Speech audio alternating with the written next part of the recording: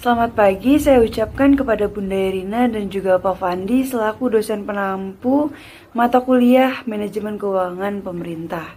Nah, pada kali ini kami dari kelompok 6 izin mempresentasikan tentang konsep siklus akuntansi dan penyajian laporan keuangan pemerintah daerah. Perkenalkan, kami dari anggota kelompok 6, ada saya sendiri Anggiata Nabila Sodriana, Rosita Nur Maulida, Kamilatu Syafiah, Adinda Retno Rahayu, Nafisa Utami Yokachda, dan Fadila Syarani. Baik, mungkin kita akan langsung masuk ke materi pertama yang akan dijelaskan oleh rekan saya. Baik, jadi materi pertama ini kita akan membahas mengenai perbandingan antara standar akuntansi berbasis akrual dengan basis kas menuju akrual. Nah, hal ini dimulai ketika terbitnya PP 71 tahun 2010 yang mengawali periode akrual dalam akuntansi di Indonesia.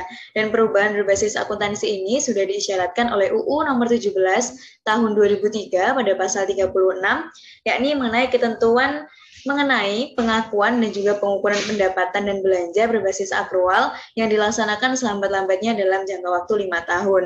Dan hal yang serupa juga terdapat pada pasal 30 ayat 2 UU nomor 1 tahun 2004 yang menegaskan kembali tentang kapan pelaksanaan akrual akan dilaksanakan, yakni selambat-lambatnya pada tahun anggaran 2008.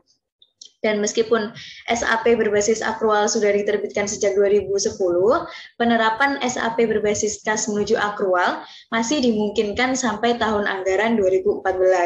Dan penerapan SAP berbasis akrual perlu kerja keras pemerintah daerah karena jumlah laporan yang harus disajikan bertambah banyak, yakni pada SAP berbasis akrual menyaratkan bahwa laporan keuangan harus disiapkan oleh pemerintah, yakni bertambah menjadi 7 laporan dari basis kas menuju akrual yang hanya 4 laporan. Dan untuk menghasilkan laporan-laporan tersebut diperlukan perubahan sistem akuntansi yang sebelumnya dari basis kas menuju akrual menjadi berbasis akrual. Selain itu, perlu restatement saldo-saldo akun neraca untuk mengawali pencatatan dan pelaporan keuangan berbasis akrual pada tahun 2015.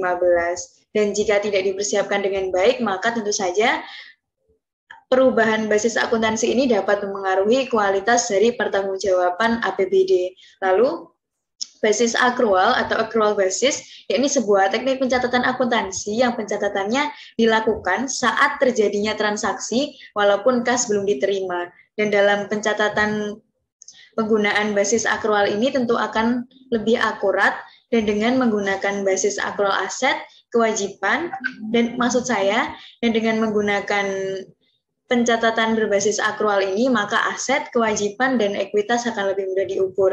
Dan di dalam basis akrual terdapat sebuah pendapatan yang akan diakui ketika perusahaan memiliki hak untuk melakukan penagihan dari hasil transaksi.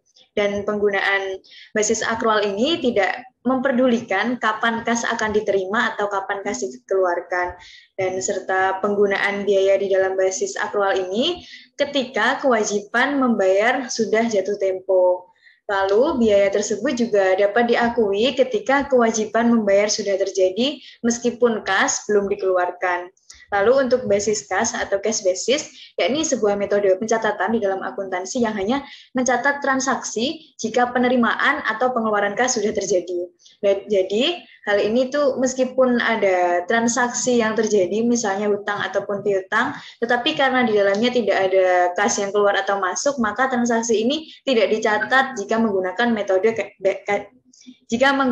metode basis kas. Nah, contohnya ketika kita menerima pendapatan dari perusahaan lainnya, tetapi uangnya belum kita terima atau kita terima nanti, maka transaksi tersebut tidak akan dicatat. Dan oleh karena ini juga tidak ada kas yang masuk dan ini tidak dianggap sebagai pendapatan. Lalu pada pengungkapan atas akun-akun aset serta kewajiban yang timbul sehubungan dengan penerapan basis akrual atas pendapatan, belanja, dan rekonsiliasinya dengan penerapan basis kas untuk entitas pelaporan yang menggunakan akuntansi berbasis akrual penuh. Jadi pada bagian ini berisi mengenai kebijakan akuntansi yang diharuskan oleh SAP dan pengungkapan atas akun-akun aset, kewajiban, aset dan kewajiban yang timbul sehubungan dengan penerapan basis akrual. Nah, pada entitas pelaporan yang menyusun laporan keuangan berbasis akrual atas pendapatan dan belanja harus mengungkapkan akun-akun aset dan akun-akun kewajiban yang timbul sehubungan dengan penerapan basis akrual dan menyajikan rekonsiliasinya dengan penerapan basis kas.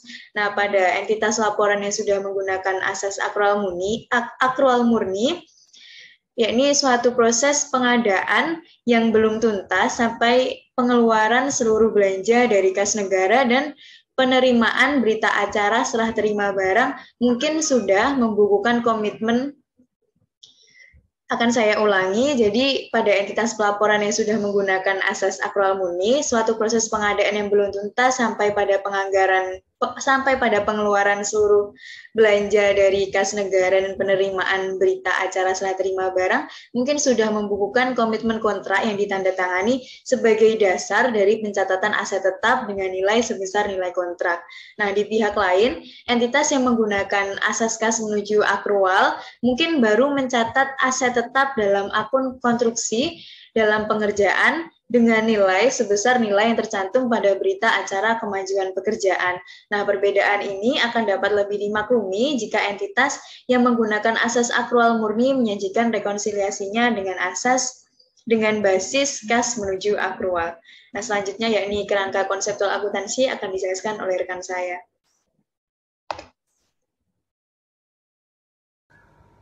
Baik, selanjutnya saya akan menjelaskan terkait dengan perbedaan standar akuntansi pemerintah basis kas menuju akrual dan juga basis akrual. Di sini terdapat 9 perbedaan. Yang pertama yakni adalah penyusutan aset tetap. Dalam cash toward akrual atau kas berbasis akrual ini masih belum diuraikan secara jelas. Sedangkan dalam basis akrual, penyusutan aset tetap itu memiliki manfaat dan juga kapasitas yang terbatas. Jadi seiring dengan penurunannya akan dilakukan penyesuaian nilai. Lalu yang kedua itu adalah terkait dengan entitas akuntansinya, sama seperti penyusutan aset tetap dalam basis kas menuju akrual ini masih belum diuraikan secara jelas. Sedangkan dalam akrual ini entitas akuntansi itu merupakan unit pada pemerintahan yang mengelola anggaran, kekayaan, kewajiban, lalu juga menyelenggarakan akuntansi dan juga menyajikan laporan keuangan. Untuk yang ketiga yakni entitas pelaporannya, terdapat dalam kas menuju akrual ini ada 3 hal, yaitu yang dilakukan oleh pemerintah pusat, pemerintah daerah, dan juga satuan organisasi yang ada di lingkungan pusat dan daerah atau organisasi lainnya yang memiliki kewajiban untuk menyusun laporan keuangan sesuai dengan peraturan perundang-undangan. Lalu untuk yang berbasis akrual ini sama, ada 3 hal juga, yaitu dari pemerintah pusat, pemerintah daerah, lalu dari masing-masing kementerian negara atau lembaga yang ada di pemerintah pusat atau daerah, yang dimana menurut perundang-undangan itu wajib untuk menyajikan laporan keuangan. Lalu yang keempat, peranan laporan keuangan ini dalam cash menuju akrual ini, pelaporan itu diperlukan untuk 4 hal, yaitu untuk akuntabilitas, manajemen, transparansi, dan juga keseimbangan antar generasinya. Sedangkan di dalam akrual ini ada tambahan 1 hal lagi, yakni pada evaluasi kerjanya. Baik, selanjutnya untuk perbedaan yang kelima yakni pada komponen laporannya. Nah, untuk laporan yang wajib disajikan dalam basis kas menuju akrual itu ada 4, yakni ada laporan realisasi anggaran, neraca, laporan arus kas, dan juga catatan atas laporan keuangan. Dan juga ada 2 laporan yang bersifat opsional, yakni laporan kinerja keuangan dan juga laporan perubahan ekuitas. Sedangkan dalam basis akrual itu ada tambahan, yakni untuk selain dari 4 yang tadi, itu ada tambahan, yakni laporan perubahan SAL atau saldo anggaran lebih, laporan operasional, dan juga laporan perubahan ekuitas yang sebelumnya dalam kas menuju akrual itu dia bersifat opsional, dalam basis akrual ini diwajibkan. Lalu selanjutnya untuk perbedaan yang keenam itu ada basis akuntansinya. Dalam basis kas menuju akrual ini, basis kasnya itu digunakan untuk pengakuan pendapatan, belanja, dan juga pembiayaan di dalam laporan realisasi anggaran. Sedangkan untuk basis akrualnya itu untuk pengakuan aset, kewajiban, dan juga ekuitas di dalam neraca.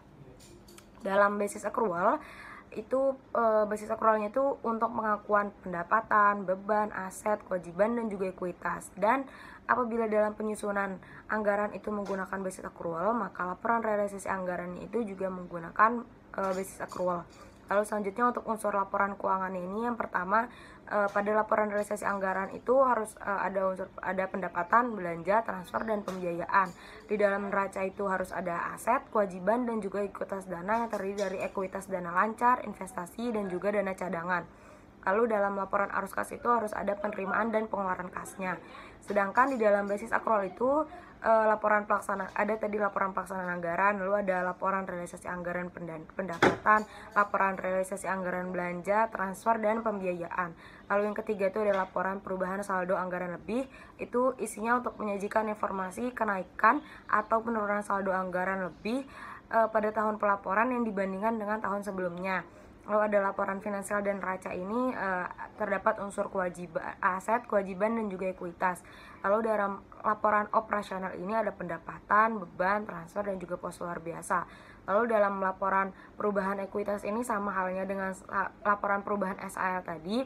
Namun apabila laporan perubahan SAL tadi itu terkait dengan kenaikan atau penurunan dari aset dari saldo anggarannya, dalam laporan perubahan ekuitas ini menyajikan kenaikan atau penurunan dari ekuitas menurut pada tahun pelaporan yang dibandingkan dengan tahun sebelumnya. Lalu selanjutnya untuk laporan arus kasnya ini itu sama seperti basis kas menuju akrual, itu ada penerimaan dan juga pengeluaran kas. Nah, untuk yang selanjutnya itu pada perbedaan pada pengakuan unsur laporan keuangannya. Pada basis kas menuju akrual ini, pengakuan pendapatannya itu menurut basis akrual itu diakui saat timbulnya hak atas pendapatan tersebut atau ada aliran masuk dari sumber daya ekonominya. Dan pendapatan menurut kas itu diakui pada saat kas diterima di rekening kas umum negara atau daerah oleh entitas pelaporan. Sedangkan untuk pengakuan belanjanya itu, belanja menurut basis akrual itu diakui pada saat timbulnya kewajiban atau pada saat diperolehnya manfaat. Sedangkan belanja menurut basis kas itu diakui pada saat terjadinya pengeluaran dari kas umum negara atau daerah atau entitas pelaporan. Dan untuk pada basis akrual ini, pengakuan pendapatannya itu diakui pada saat timbulnya hak atas pendapatan tersebut atau ada aliran masuk sumber daya ekonomi. Dan pendapatan pada laporan realisasi anggaran itu diakui pada saat kas itu diterima di rekening kas umum negara atau daerah atau oleh entitas pelaporan. Sedangkan untuk pengukuran belanja dan beban itu diakui pada saat timbulnya kewajiban, terjadinya konsumsi aset, atau terjadinya penurunan manfaat ekonomi atau potensi jasanya. Dan untuk belanja itu diakui berdasarkan terjadinya pengeluaran dari rekening kas umum negara atau daerah atau entitas pelaporan. Nah, untuk pengakuan unsur laporan keuangan itu pada basis kas menuju akrual ini menggunakan nilai perolehan historis, di mana aset itu dicatat sebesar pengeluaran kas dan setara kas atau sebesar nilai wajar dari imbalan yang diberikan untuk memperoleh aset tersebut. Lalu untuk kewajibannya itu dicatat sebesar nilai nominal. Sedangkan dalam basis akrual sama untuk pengakuan unsur laporan keuangannya ini menggunakan nilai perolehan historis, di mana asetnya ini dicatat sebesar pengeluaran atau penggunaan sumber daya ekonomi atau sebesar nilai wajar dari imbalan yang diberikan untuk memperoleh aset tersebut. Dan kewajibannya ini dicatat sebesar nilai wajar sumber daya ekonomi yang digunakan pemerintah untuk memenuhi kewajiban yang bersangkutan. Baik, pada bab ketiga ini penjelasan mengenai penyajian laporan keuangan pemerintah daerah. Berdasarkan pasal 189 Peraturan Pemerintah Nomor 12 Tahun 2019, menjelaskan bahwasanya pelaporan keuangan pemerintah daerah merupakan proses penyusunan dan penyajian laporan keuangan pemerintahan daerah oleh entitas pelapor sebagai hasil konsolidasi atas laporan keuangan SKPD selaku entitas akuntansi. Nah, laporan keuangan pemerintah daerah sendiri ini disusun untuk menyediakan informasi yang relevan mengenai posisi keuangan dan seluruh transaksi pemerintah daerah selama satu periode pelaporan. Nah, adapun bentuk laporan keuangan pemerintah. Yang pertama ada laporan realisasi anggaran, yang kedua laporan perubahan saldo anggaran lebih, yang ketiga laporan operasional, dan yang keempat laporan perubahan ekuitas, yang kelima neraca, yang keenam laporan arus kas, dan yang terakhir ada catatan atas laporan keuangan. Bentuk-bentuk laporan keuangan ini akan dijelaskan pada slide-slide selanjutnya. Baik, yang pertama adalah laporan realisasi anggaran atau yang disebut dengan LRA. LRA ini merupakan laporan yang menyajikan ikhtisar sumber, alokasi, dan pemakaian sumber daya keuangan yang mana dikelola oleh pemerintah pusat atau daerah yang menggambarkan perbandingan antara anggaran dan realisasinya dalam satu periode pelaporan. Nah, adapun unsur-unsur yang dicakup dalam laporan realisasi anggaran yaitu terdiri dari pendapatan LRA, belanja, transfer, dan pembiayaan. Nah, pendapatan LRA sendiri ini terdiri dari pendapatan asli daerah, pendapatan transfer, dan lain-lain pendapatan yang sah. Kemudian pada belanja terdiri dari belanja operasi, belanja modal, dan belanja tidak terduga. Pada slide ini ada salah satu contoh dari format LRA, yaitu menyajikan akun-akun dari LRA, yaitu pendapatan LRA, belanja, transfer, surplus atau defisit LRA, penerimaan pembiayaan, pengeluaran pembiayaan, pembiayaan neto, dan sisa lebih atau kurang pembiayaan negara yang biasa disebut dengan silpa atau SIPA. Yang kedua adalah laporan perubahan saldo lebih atau yang biasa kita sebut LPSOL. Nah, LPSOL ini merupakan laporan yang menyajikan informasi kenaikan atau penurunan saldo anggaran lebih tahun pelaporan dibandingkan dengan tahun sebelumnya.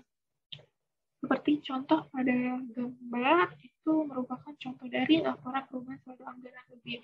Nah, laporan perubahan saldo anggaran lebih ini terdapat akun-akun sebagai berikut, yaitu saldo anggaran lebih awal, penggunaan saldo anggaran lebih, yang ketiga saldo lebih atau kurang pembiayaan anggaran tahun berjalan, kemudian koreksi kesalahan pembukuan tahun sebelumnya, lain-lain, dan yang terakhir adalah saldo anggaran lebih akhir.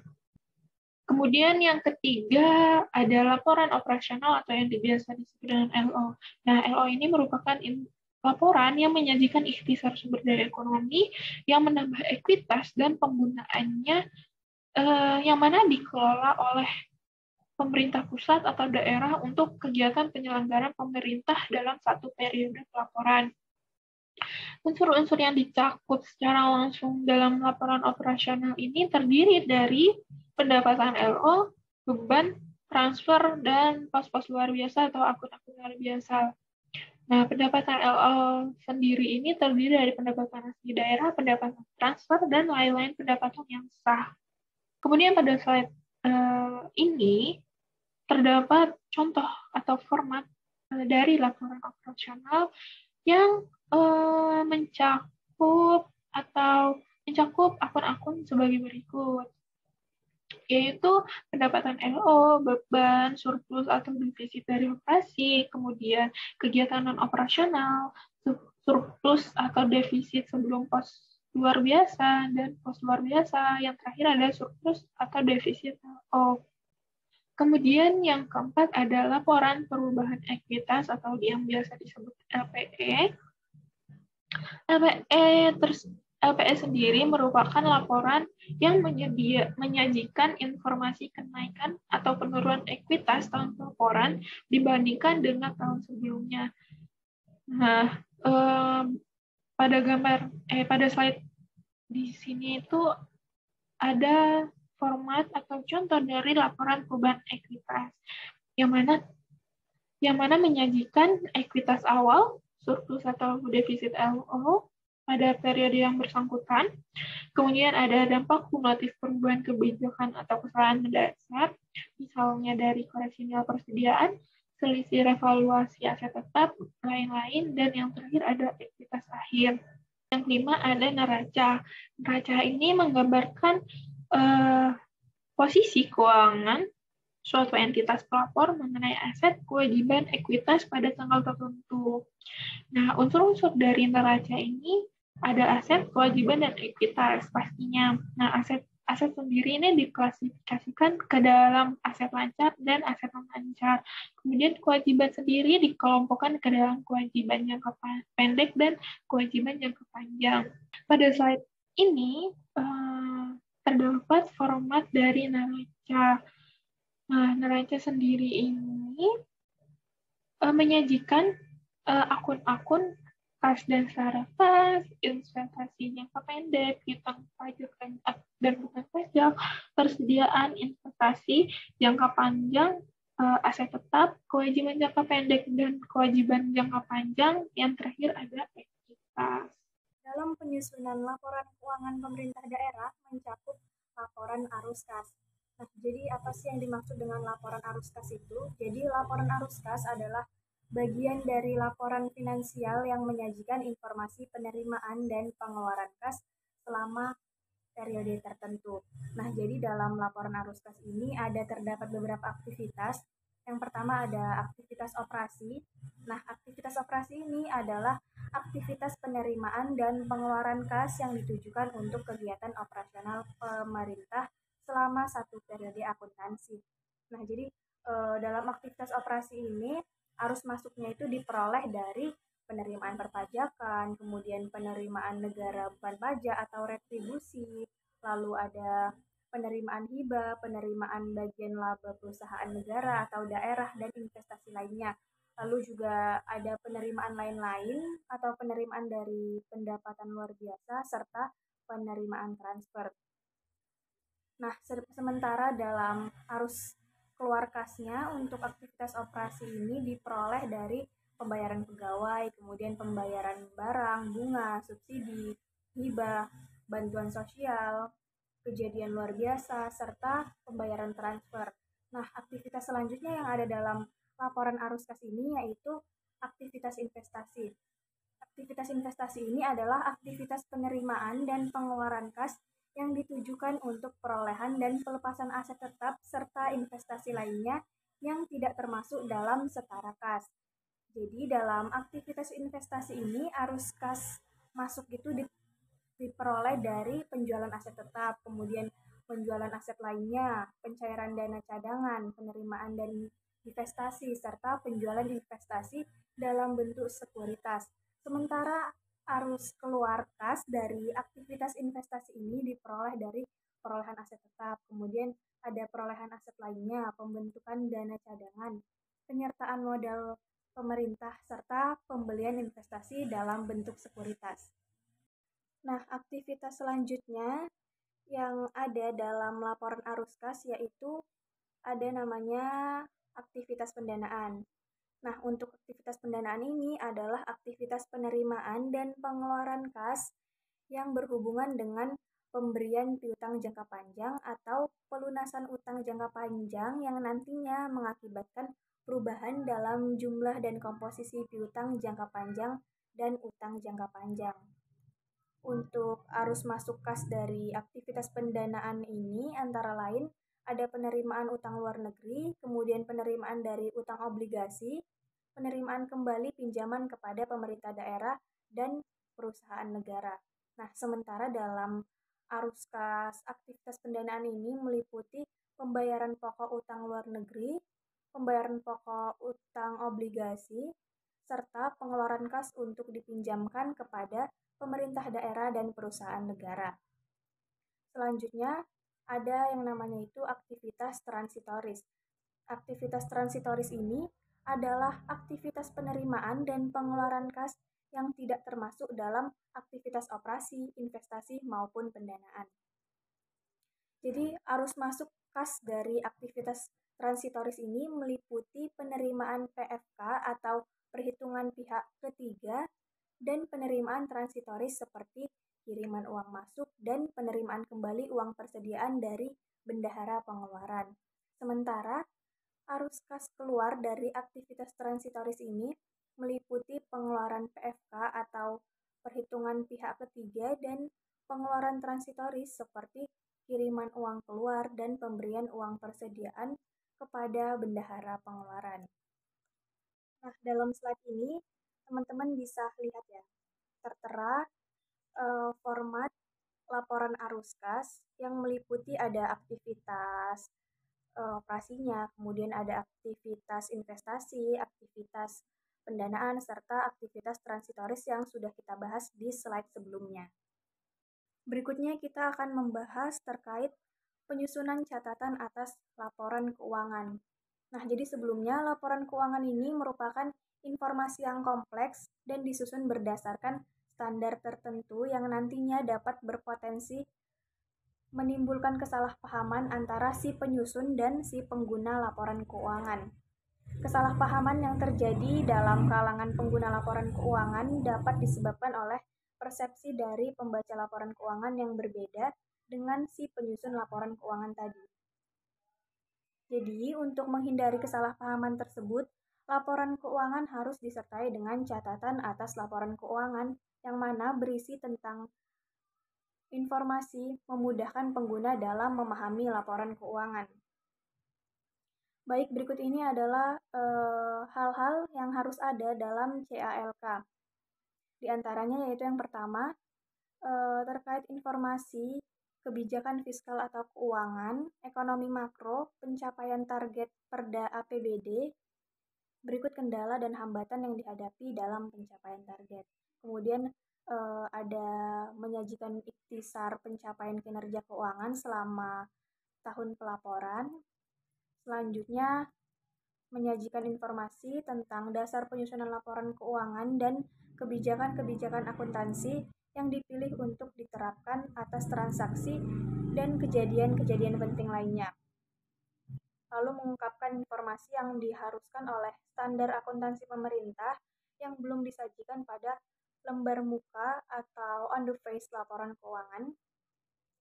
Lalu mengungkapkan informasi untuk akun-akun aset dan kewajiban yang timbul sehubungan dengan penerapan basis akrual atas pendapatan dan belanja serta rekonsiliasinya dengan penerapan basis kas. Dan yang terakhir, harusnya menyediakan informasi tambahan yang diperlukan untuk penyajian yang wajar yang tidak disajikan pada lembar muka atau on the face laporan keuangan. Jadi untuk menambah pemahaman teman-teman terkait CALK ini, Untuk materi selanjutnya, kita akan membahas tentang konsep dasar akuntansi pemerintahan. Nah, akuntansi itu sendiri kan adalah proses identifikasi, pencatatan, pengukuran, pengklasifikasian, pengiktisaran, transaksi, dan juga kejadian-kejadian keuangan, penyajian laporan keuangan, serta juga penginterpretasian atas hasil dari si laporan keuangan itu.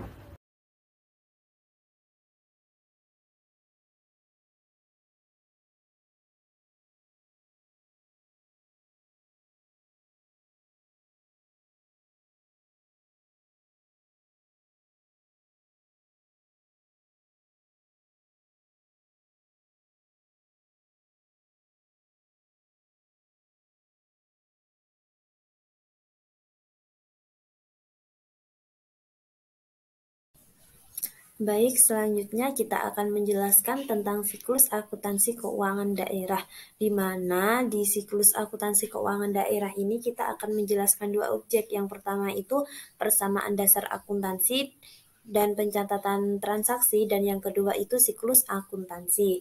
Untuk persamaan dasar akuntansi dan pencatatan transaksi itu kita akan menjelaskan mulai dari persamaan dasar akuntansi terlebih dahulu. Konsep dasar yang digunakan dalam prinsip akuntansi adalah persamaan dasar akuntansi, di mana persamaan dasar akuntansi ini dapat dihitung dengan rumus aset sama dengan kewajiban ditambah dengan ekuitas. Persamaan dasar ini akan mendasari seluruh proses dalam siklus akuntansi, dimulai dari pencatatan transaksi, pengklasifikasian, sampai pada penyusunan laporan keuangan seperti neraca. Secara garis besar, laporan neraca ini menyajikan informasi tentang posisi aset, kewajiban, dan ekuitas pemerintah pada tanggal tertentu. Struktur neraca tersebut ini bisa dibuat dalam bentuk berimbang antara sisi kiri yaitu aset dan sisi kanan yaitu kewajiban dan ekuitas. Setelah persamaan dasar akuntansi, kita akan beralih pada aturan debit dan kredit, di mana aturan debit dan kredit ini dapat membantu kita dalam mencatat informasi ke dalam buku besar. Dalam akun-akun dari persamaan akuntansi, aturan debit dan kredit untuk aset ini berlawanan arah dengan kewajiban dan ekuitas, di mana jika aset itu bertambah, maka aset itu berada di posisi debit. Jika berkurang, maka akun yang bersangkutan itu dalam posisi kredit. Sebaliknya, jika kewajiban dan ekuitas itu bertambah, maka akun tersebut itu berada di kredit, sedangkan jika berkurang maka akun tersebut akan berada di posisi debit. Menurut aturan debit dan kredit, normal balance atau saldo normal adalah posisi yang bertambah. Sebagai contohnya yaitu saldo normal dari akun kas adalah saldo debit karena suatu aset akan bertambah maka pencatatannya itu berada di posisi debit. Oleh karena itu saldo normal adalah pada sisi yang positif di mana saldo normal dari aset adalah pada sisi debit. Sebaliknya kewajiban dan ekuitas berada pada sisi kredit atau bisa disebut dengan saldo-saldo berakun kredit. Maksudnya akun-akun bersaldo kredit. Setelah aturan debit dan kredit, kita akan menjelaskan tentang pencatatan dengan akun. Akun sendiri merupakan media atau formulir utama yang dipakai untuk tujuan pengikhtisaran transaksi, di mana media ini berguna untuk mencatat secara lengkap perubahan yang terjadi dalam aset, kewajiban, ataupun ekuitas dalam suatu periode.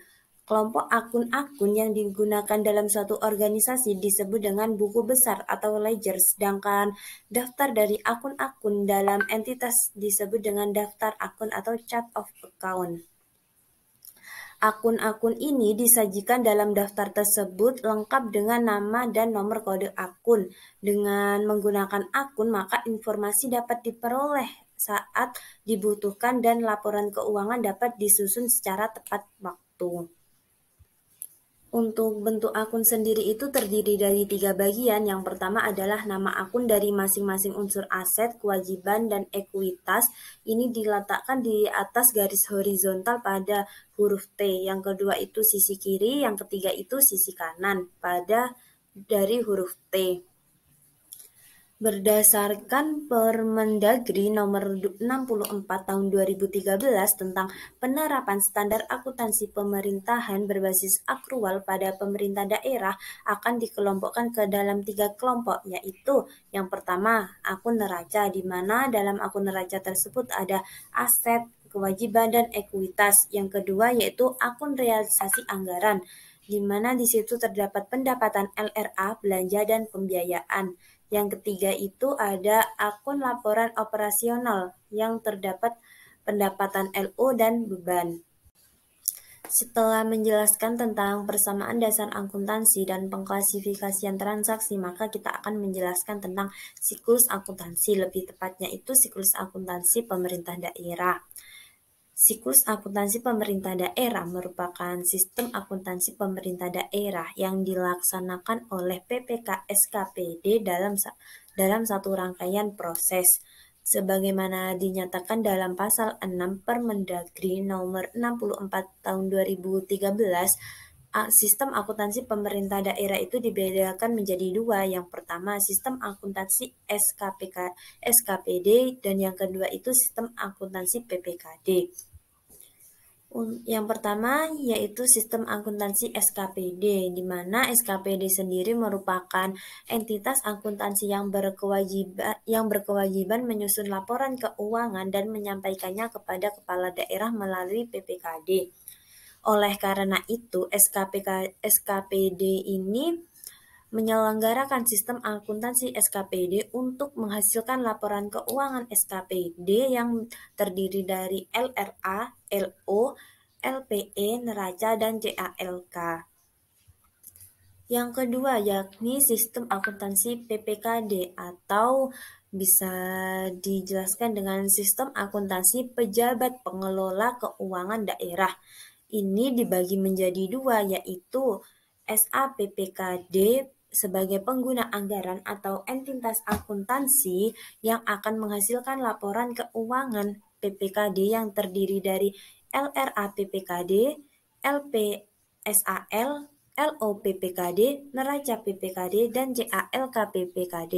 Dan yang kedua itu ada SA Konsolidator sebagai wakil Pemda atau entitas pelaporan yang akan menghasilkan transaksi resiprokal antara SKPD dan PPKD sebagai BUD dan dilakukan proses konsolidasi laporan keuangan dari laporan keuangan seluruh SKPD dan dilaporkan kepada PPKD menjadi laporan keuangan Pemda yang terdiri dari LRA atau laporan realisasi APBD, LPSAL, LO neraca Pemda, LPE, LAK, dan CALK Pemda.